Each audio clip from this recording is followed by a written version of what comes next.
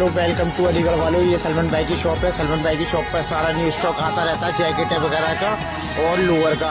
इस टाइम सलमान भाई आप स्टॉक में क्या लेकर आ चुके हैं नया? लोअर लेकर आया था फुल गर्म में भाई, फुल विंटर में लोअर है। इसका रेट है 350 के 2 है, ठीक है भाई। अच्छा, 350 रुपए के 2 है और हम 3 लेते हैं तो कितना है? तो भाई 450 रुपए के 3 पड़ेंगे भाई।